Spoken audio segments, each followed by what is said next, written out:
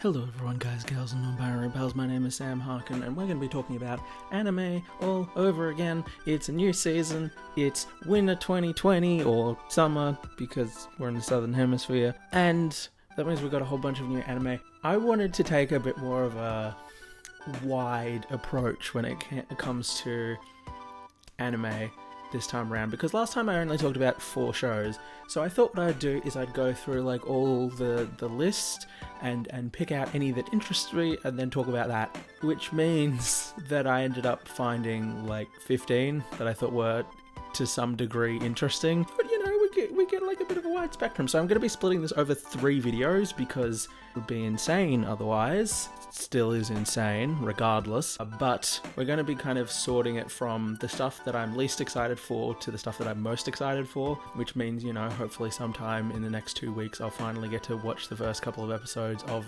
like a couple of shows that I've been wanting to watch for months.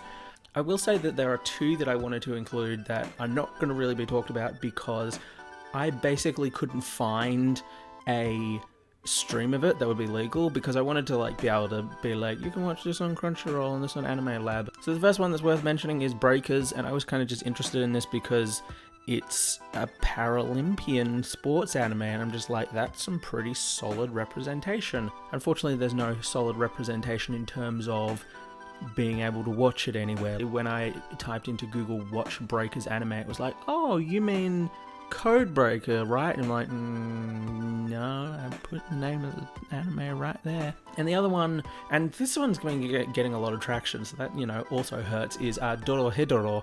As far as I'm aware, it's only available on Netflix, but not in Australia, so yeah. And you know, it's such a cool story. It's like sorcerers in the post-apocalyptic future are like fucking with people, and this guy ends up having amnesia and like a lizard head, and he's just like, I'm gonna fuck everyone up. Even though it kind of pissed me off because I saw like this image of like a guy bleeding and wearing a red mask, and I was very disappointed when I realized it was a red mask and not that, you know, his face had just been torn off, and I was like, no. But let's talk about the stuff that I have watched, and since this is the ones that I was least excited for, I didn't love a lot of these.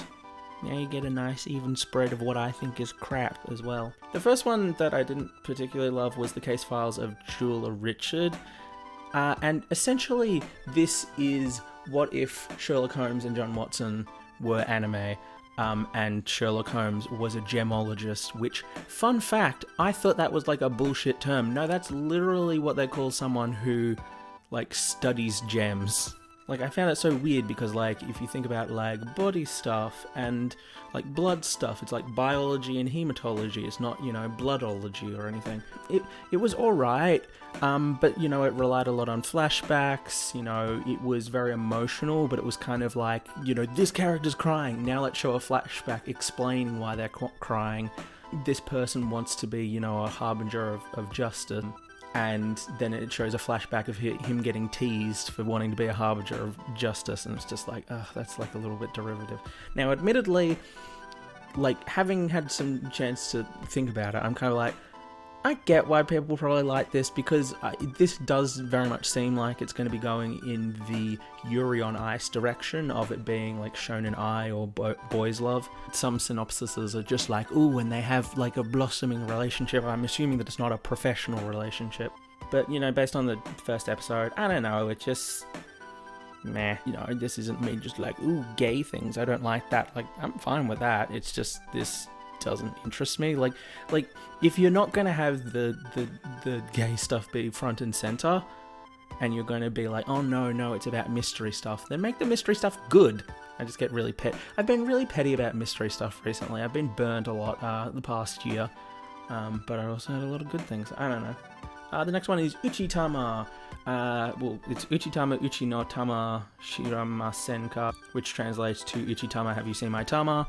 And I very much got the vibe when I was watching this that this was like a franchise kind of thing. So like when I was watching this, I was like, this is very cute, and there's lots of established characters. This seems, you know, it reminded me a lot of Hello Kitty, because I was just like, I could very much see all these characters, being plush toys. And while I haven't looked into the plush toy situation, this is like a franchise that's been going since the 80s. It's cute, and I like that, and I respect it on that level, and I might actually come back to this, but I'm not going to be like, oh man, I need to catch up on this week's episode. Like, it's something I'll just dip into every so often, because it's cute. Having said that, I've watched cute stuff that I prefer. I still love Sweetness and Lightning. I think it is one of the best anime ever, and it's the cutest shit. But this isn't too bad either. But I mean, at the same time, it's like, this is like clearly for children, so it's like, meh. Also, it really weirds me out because they keep flipping between like all the characters being cats and dogs, but then they have like human forms that are just, like, it's a kid, but like they have cat ears.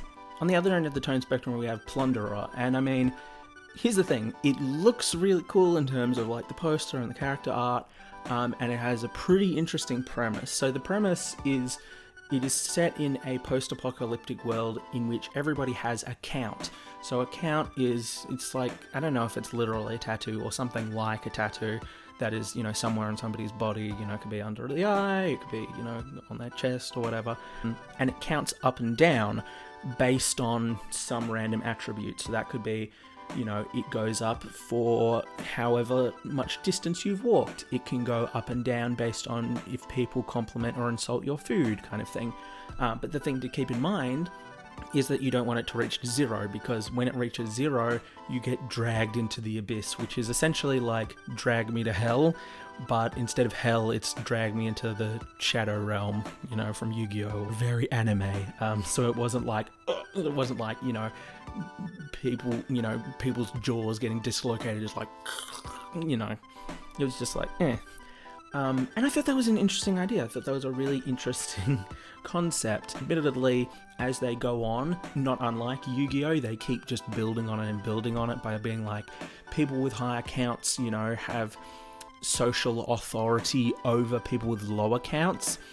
But then they also present it in situations where there's two people, and like they're about to, beat the shit out of each other, but like the one who's high level is just like, no, don't do that. So I don't know if there's like some kind of like, psychological compulsion or something. I don't know. I'm putting a lot of stock into all this, which is probably undeserved, because it's fan servicey, and it's so fan servicey that I actually went to like the My Anime list page of it, and I was like, oh, would you look at that? It's ecchi. Oh dear. For those of you who do not know what ecchi is, it is, so hentai, right, is anime porn. Ecchi is just kind of lighter. So it's kind of, comparing hardcore porn to softcore porn. So there's lots of fan service, the main protagonist is a girl with a very short skirt who, her count is on her like upper inner thigh, so people are just like, I want to have a look at that count, so they'll just like lift up her skirt and just kind of poke their head in.